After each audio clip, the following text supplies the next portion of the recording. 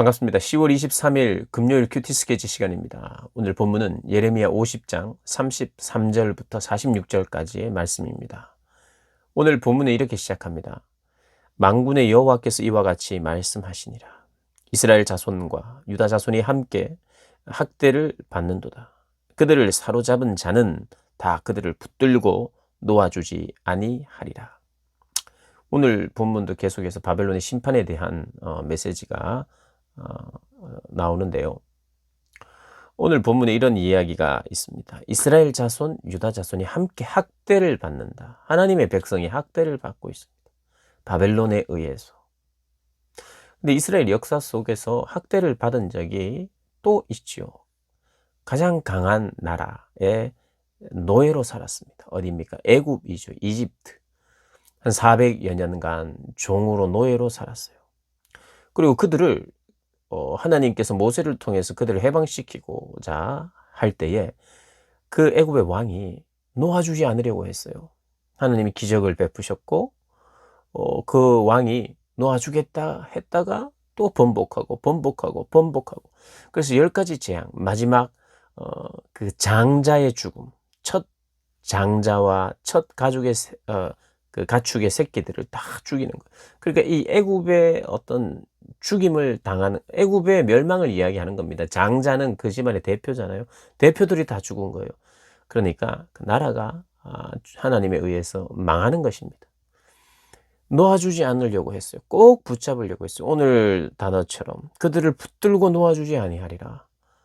그런데 애굽에서도 하나님은 그들을 구원해내셨어요. 오늘 본문은 바벨론 역시도 놓아주지 않으려 하지만 하나님이 놓아주시도록 하나님이 하신다는 거예요. 바벨론을 심판함으로 말미암아. 34절에 그래서 이런 이야기가 나옵니다. 그들의 구원자는 강하니. 누구입니까? 하나님이죠. 하나님이 강하다는 거예요. 그의 이름은 만군의 여호와라. 반드시 그들 때문에 싸우시리니. 반드시 이스라엘 백성들을 위해서 싸우시는 분이에요. 하나님이 싸우신단 말입니다. 그의 백성들을 위하여. 바벨론을 향한 심판이 이스라엘 백성들을 위한 심판임을 다시 한번 설명하고 있어요. 하나님이 그 어떤 나라보다 가장 강하다고 생각하는 제국들보다 전통과 오랜 역사를 자랑하며 강하게 서 있어도 하나님이 그의 백성들을 위해서 싸우시면 그 나라들은 망합니다. 그의 백성들을 놓아주지 않으려고 해도 하나님이 함께 하시니 망합니다.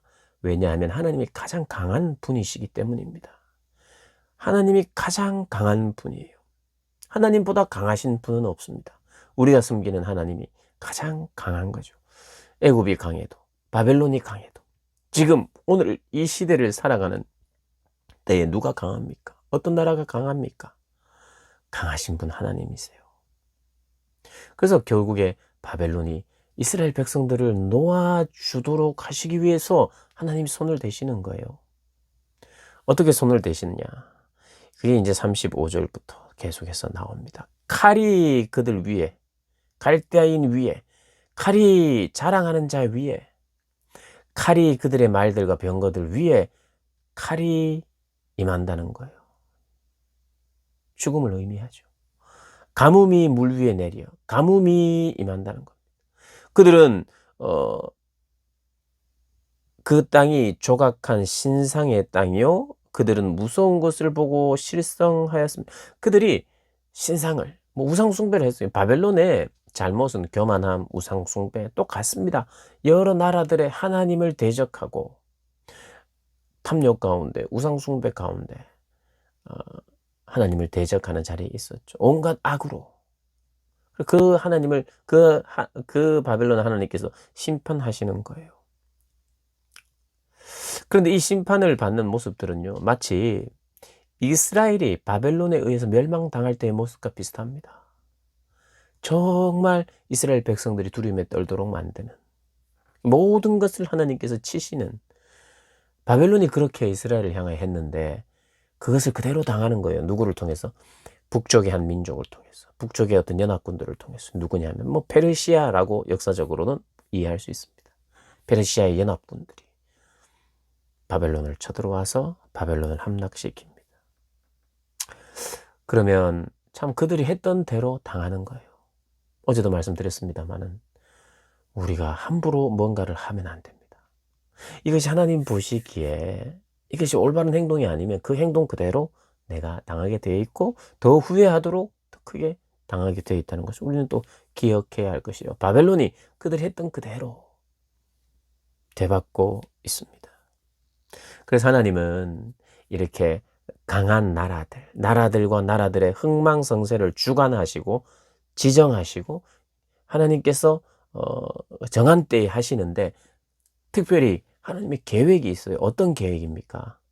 하나님의 그 역사를 주관하시는 강대국이 서기도 하고 세워지기도 하고 무너지기도 하는 이 모든 것은 하나님의 무엇 때문이야? 구원 때문에 그렇습니다. 구원. 하나님의 구원의 역사 때문에 이스라엘을 놓아주려는 구원의 계획 때문에 하나님이 바벨론을 무너뜨리기도 하고 애굽을 무너뜨리기도 하는 거예요. 우리가 이 시대 국제 정세나 모든 인류의 그 역사들을 보면서 나라의 흥망성쇠가 대부분 보면요. 왕의 타락이나 그 백성들이 타락 이런 것 때문에 안이한 삶을 사는 죄악 가운데 살아갈 때 그들이 넘어지는 것을 보게 돼요. 특별히 왕과 지도자층들의 타락으로 말미암아 나라가 망하는 거예요. 지도자들이 그렇게 중요합니다. 그래서 이 한 나라에 왕이 얼마나 중요한지 몰라요. 이 왕이 하나님 앞에 바로 서 있으면 괜찮습니다. 그러나 바로 서 있지 못하면 죄가 급물살을 타고 그냥 휘저어 버리면 온통 그 리더 그룹 안에 문제가 생기죠. 그래서 나라가 망하는 거예요. 맞습니다. 그 이야기도 다 맞습니다만은 그보다 더 큰 개념이 있어요. 더 큰 개념. 그 큰 개념은 뭐냐 하면 하나님이 그 죄 때문에 나라가 망하고 서는 그 가운데서도 하나님은 망하게 허락하고 또 망하지 않도록 잠깐 붙들고 있는 이 모든 것이 죄에 대한 심판 때문이기도 하지만 죄에 대한 심판과 더불어 더 중요한 것은 하나님의 구원의 역사가 개입되기 때문입니다. 그래서 우리가 알아야 돼요. 이 모든 하나님의 역사는 하나님의 구원의 계획 안에 있어요. 지금 현재도 마찬가지입니다. 어떤 나라가 더 흥하고 어떤 나라가 시대의 저 뒤편으로 사라지는지 역사의 저 뒤편으로 사라지면서 없어지는지는 하나님이 결정하시는데 그 하나님의 결정에 가장 중요한 것은 하나님의 구원의 역사의 물줄기에 달려있다. 그래서 이 나라의 온 세계의 역사의 주관자, 나라의 흥망성쇠는 오직 하나님의 구원 계획 안에서 이것이 이루어진다는 것을 우리가 기억해야 돼요. 그러니까 나라가 이것도 맞는 말입니다만은 지도자들이 타락하고 살만하고 이렇게 돼서 이기적이고 이렇게 살다 보면 나라가 안일하게 살고 망하고 이런 것들에 의해서 맞아요. 그게 죄라고 하는 어떤 영향력인데 그러나 그럼에도 불구하고 하나님이 그 기간을 정하세요. 하나님의 구원 때문에 이런 망하고 세워지고 승승장구하고 한순간에 무너지는 이 모든 역사가 그 중간중간에 그의 백성들을 구원하시기 위한 하나님의 구원의 계획이 이렇게 드러난다는 것을 우리가 기억해야 돼요.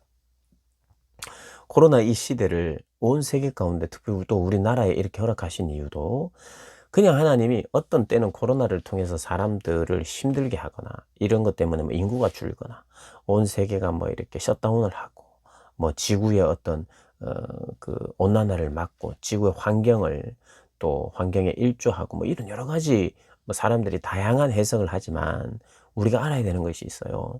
하나님 이런 상황을 허락하신 이유 안에도 하나님의 구원의 계획이 있다는 걸 기억해야 돼요.